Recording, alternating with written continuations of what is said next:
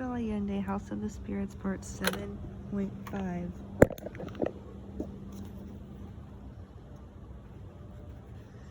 He went to visit them in their wretched huts. In the shadows of one of them he came upon a box filled with newspaper, in which a newborn baby and a puppy lay in a shared sleep.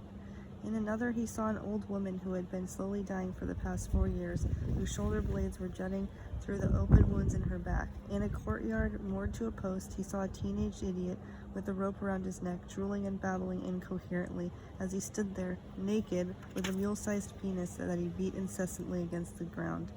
For the first time in his life, he realized that the worst abandonment of Tres Marias was not that of land and animals, but of the people, who had lived unprotected ever since his father had gambled away his mother's dowry and inheritance. He decided it was time to bring a bit of civilization to this outpost, hidden halfway between the mountains and the sea. A fever of activity commenced that shook Tres Marias from its stupor. Esteban Trueba put people to work as they had never worked in their whole lives. Anxious to rescue, in the course of a few months, what had lain in ruins for years, the patron hired every man, woman, old person, and child who could stand on his own 2 feet. He had a granary built, as well as larders for storing food in the winter.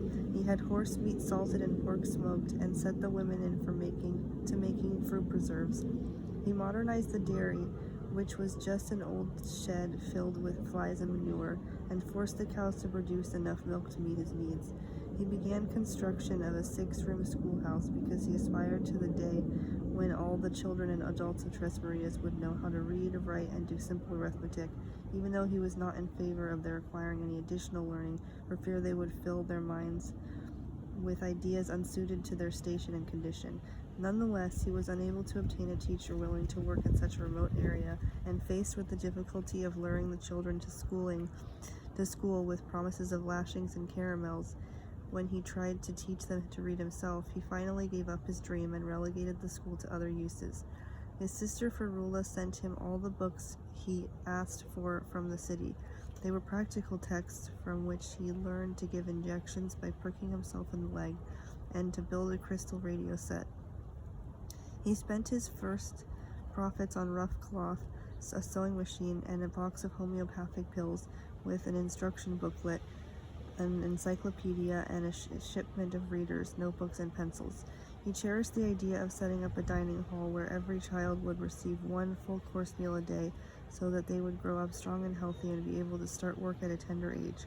But he realized it was crazy to expect the children to arrive from all ends of the property just for a plate of food, so he transformed the project into a sewing workshop. Pancha Garcia was chosen to decipher the mysteries of the sewing machine. At first she thought it was an instrument of the devil, endowed with a life of its own, and refused to go anywhere near it. But Esteban was unyielding, and in the end she mastered it. He also set up a modest general store where the tenants could buy whatever they needed without having to make the trip by ox cart all the way into San Lucas. The patron would buy things wholesale and resell them at cost to his workers. He introduced a voucher system which at first functioned as a form of credit, but gradually became a substitute for legal tender. With these slips of pink paper, his tenants could buy everything in the general store. Their wages were paid in them.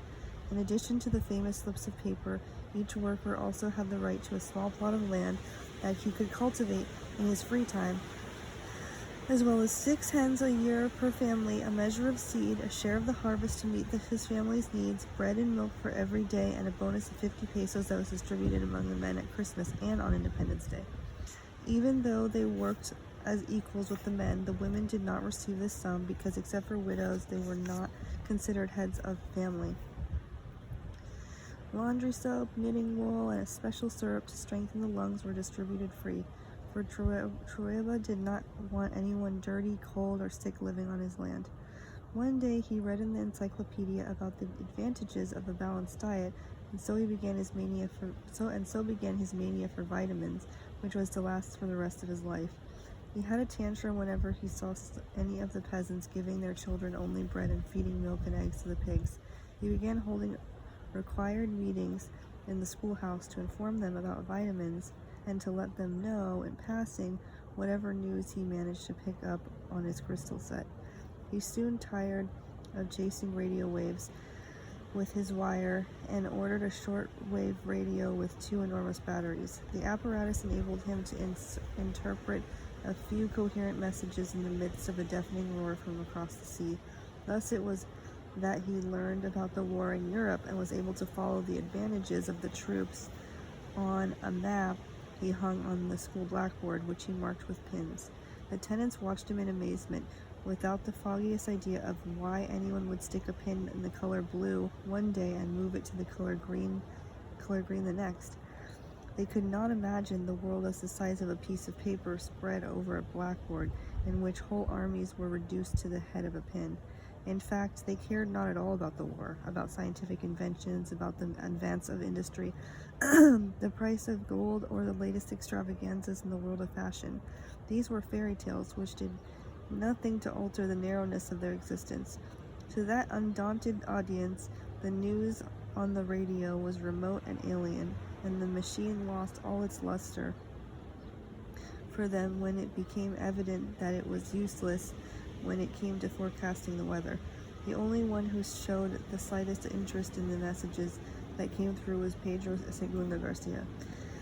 Esteban Trueba spent many hours with him, first in front of the crystal set and then with the battery-operated radio, awaiting the miracle of the distant anonymous voice that gave them contact with civilization. Even so, this did not bring the two men closer. Trueba knew that this unformed peasant was more intelligent than the others. He was the only one who knew how to read or carry on a conversation more than 3 sentences long. He was the closest thing to a friend that Trueba had within a radius of 50 miles, but his monumental pride prevented him from recognizing in the man any virtues beyond those that marked him as a good peon. Trueba was not one to encourage intimacy with his subordinates. Pedro Segunda hated him, even though he had never given a name to the tortured feeling that gripped his soul and filled him with confusion. It was a mixture of fear and resentful admiration. His intuition told him that he would never have the courage to confront him face to face because he was the patron. He would have to put up with his tantrums, his inconsiderate orders, and his self-importance for the rest of his life. During the years when Tres Marias had been abandoned, Pedro Segunda had naturally assumed command of the small tribe that had survived in these forsaken lands. He had grown used to being respected, to giving orders, to making decisions, and to having no more than the sky over his head. The patron's arrival had changed all that, but he could not deny that they were better off now, for they no longer went hungry, and they were better protected and safer. At times, Trueba thought he caught a glimmer of murderous hatred in his eyes, but there was never cause to rebuke him for any insolence. Pedro Segunda obeyed him without complaint and worked without grumbling. He was honest, and he seemed loyal enough. If he saw his sister Pancha in the hall of the main house, walking with the heavy gait of a satisfied woman, he bowed his head and was silent. Pancha Garcia was young and the patron was strong. The predictable result of their alliance began to show within a few short months. The veins of the young girl's legs suddenly appeared like worms on her dark skin. Her movements slowed and her gaze grew distant. She lost all interest in the lusty thrashing in the raw iron bed.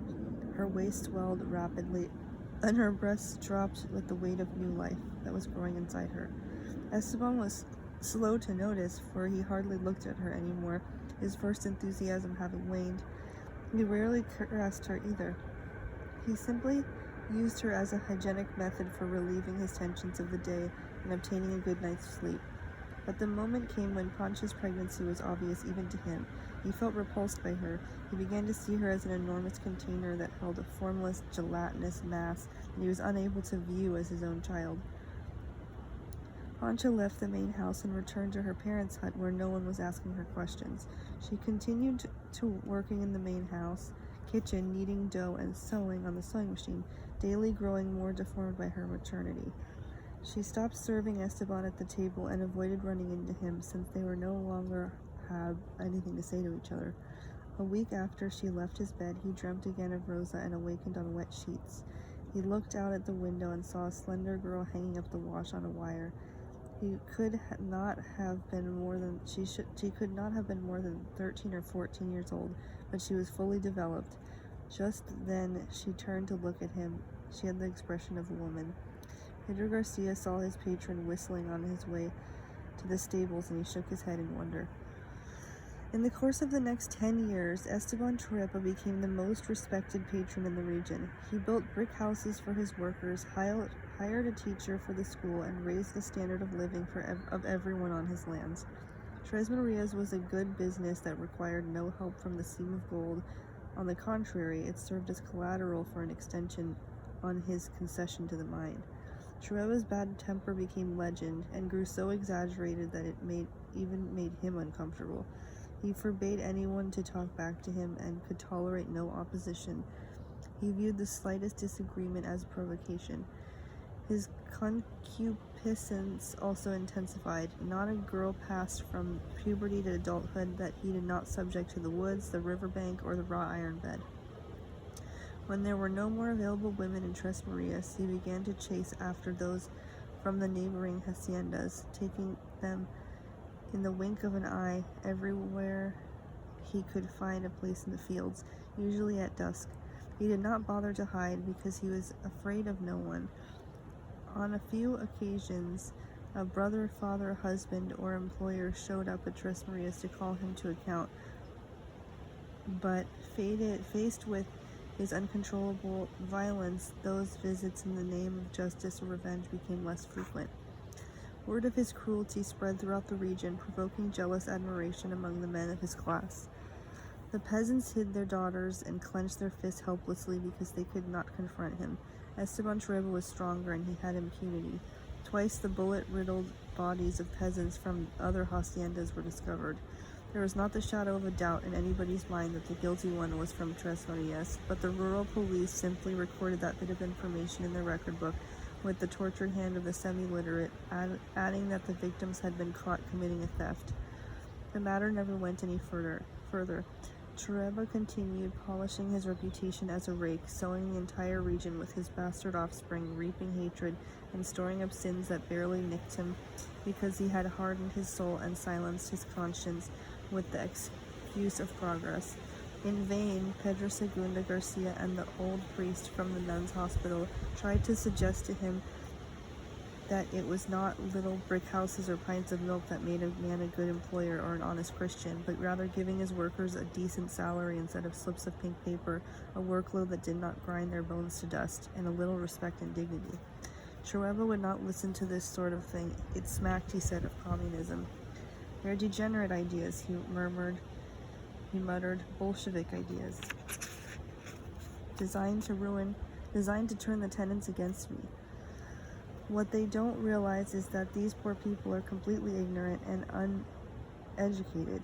They're like children. They can't handle responsibility. How could they know what's best for them? Without me, they'd be lost. If you don't believe me, just look what happens every time I turn my back. Everything goes to pieces and they start acting like a bunch of donkeys. They're very ignorant. My people have it fine now. What more do they need?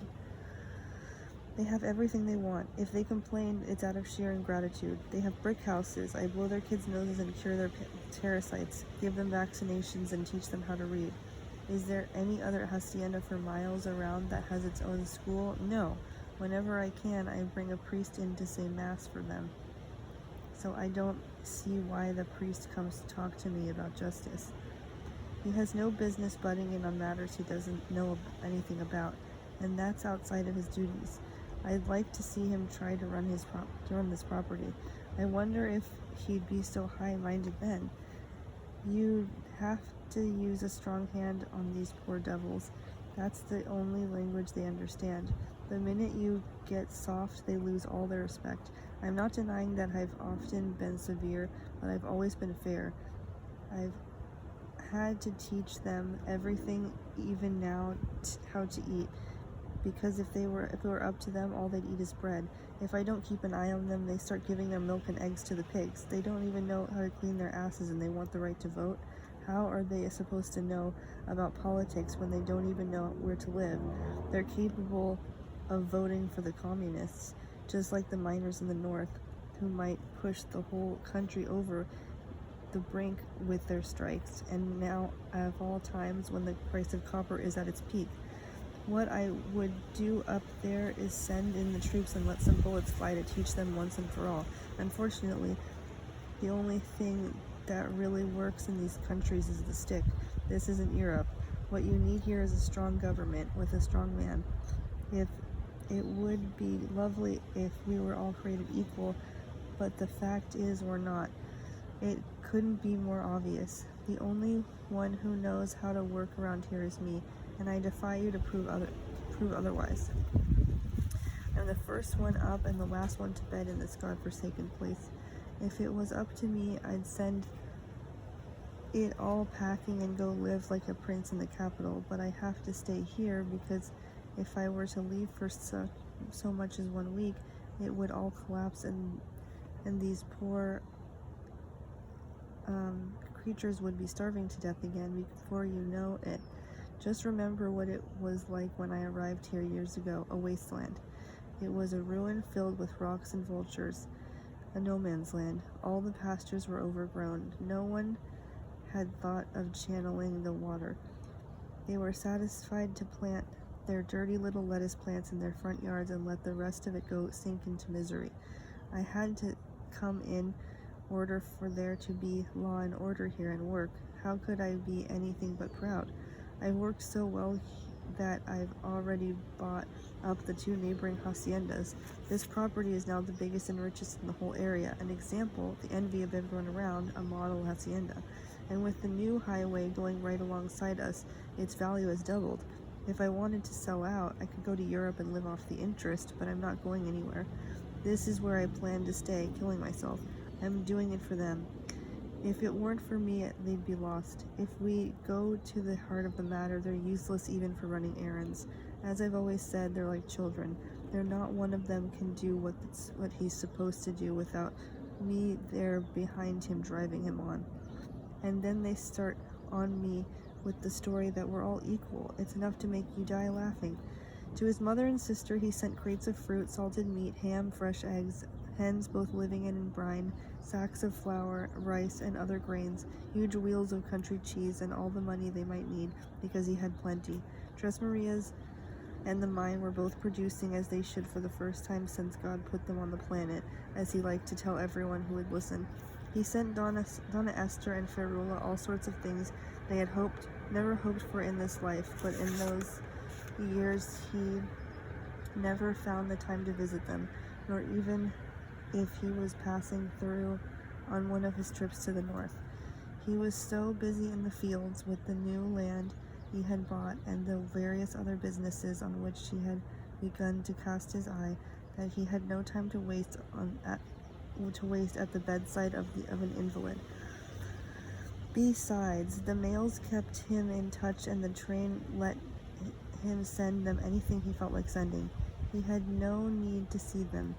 You could say everything by letter, everything except whatever he did not want them to know, such as the string of bastards that was springing up behind him as if by magic. It seemed that no sooner did he roll in the pasture that with a girl than she became pregnant. It had to be the work of the devil. No one had ever seen such astonishing fertility, and he was sure that at least half of the infants were not his.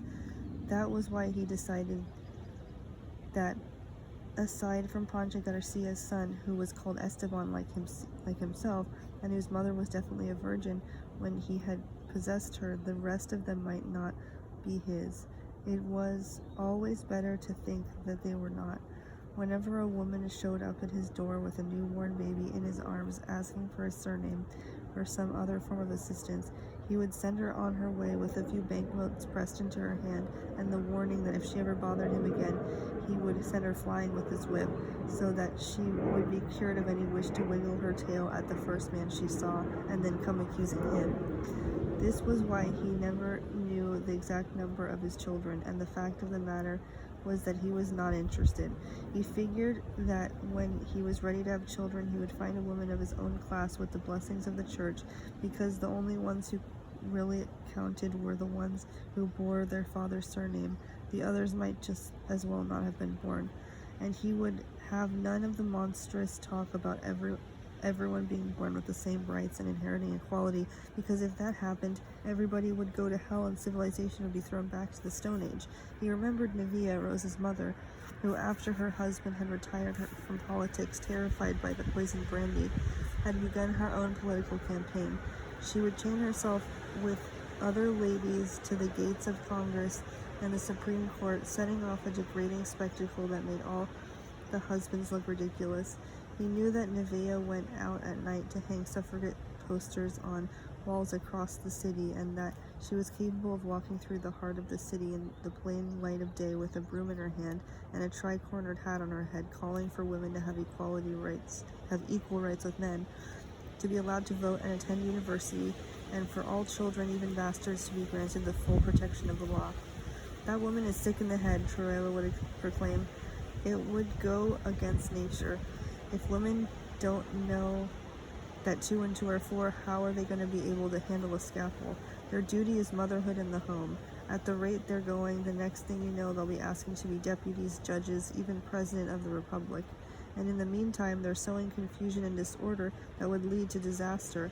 They're printing obscene pamphlets, speaking on the radio, chaining themselves to public places till the police have to come get them with a blacksmith and cut them free. And they might even get arrested, which is what they should be. It's a crying shame that there's always some influential husband, some spineless judge or firebrand member of Congress to set them free. What these cases really need is a strong hand. The war in Europe had ended, and the railroad cars piled high with dead were a distant clamor, though it had not quieted down entirely. It was from there that subversive ideas were carried on the uncontrollable winds of the radio, the telegraph, and the steamers laden with immigrants who stepped ashore in a daze, fleeing from hunger back home, stunned by the roar of the bombs and the corpses rotting in the plowed fields. It was an election year, and there was reason for concern over the turn of events. The country was waking up. The wave of discontent that was stirring the people was beginning to strike at the heart of the oligarchic society.